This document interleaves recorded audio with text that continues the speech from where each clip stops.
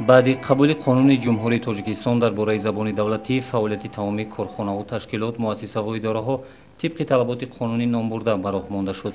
масъулини ҷамъияти деҳоти регари шаҳри турсунзода тамоми ҳуҷҷатгузориҳои идораро бо забони давлатӣ ба роҳ монда дар самти иҷрои қонуни мазкур як қатор корҳоро ба иҷро расониданд.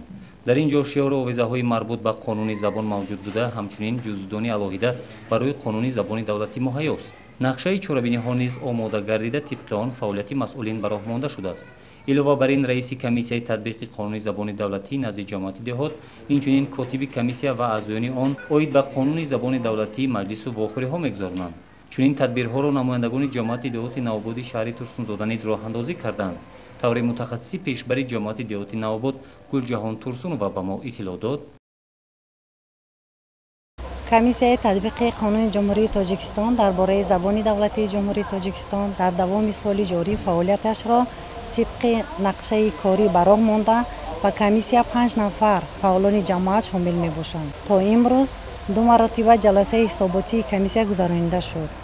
тибқи нақшаи баргузории вохӯриҳо ки аз ҷониби раиси комиссия тасдиқ гардидааст, дар 26 маҳаллаҳои ҳудуди ҷамъияти деҳот вохӯриҳо дар байни маҳал оиди иҷрои талаботҳои қонуни ҷумҳурии тоҷикистон дар бораи забони давлатии ҷумҳурии тоҷикистон гузаронида шуд.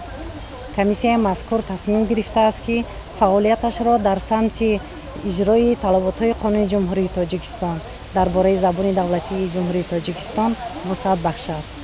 аз фурсати муносиб истифода бурда аз номи ҷамоати деҳоти навобод, аз номи сокинони ҷамоат, ҳамаи шаҳрвандони ҷумҳурии тоҷикистон аз ҷумла шаҳрвандони шаҳри турсунзодаро бо иди қурбон табрику муборакбод гуфта ба онҳо хонаи обод таманнӯ дорам.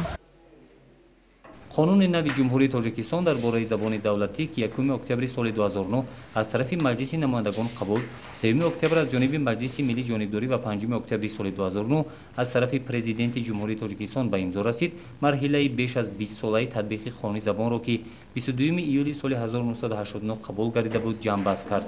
бо эътиминони комил метавон гуфт ки қонуни забон рисолати таърихии худро иҷро кард ва барои ба забони давлатӣ табдил ёфтани забони модари мо хидмати бузургиро анҷом дод.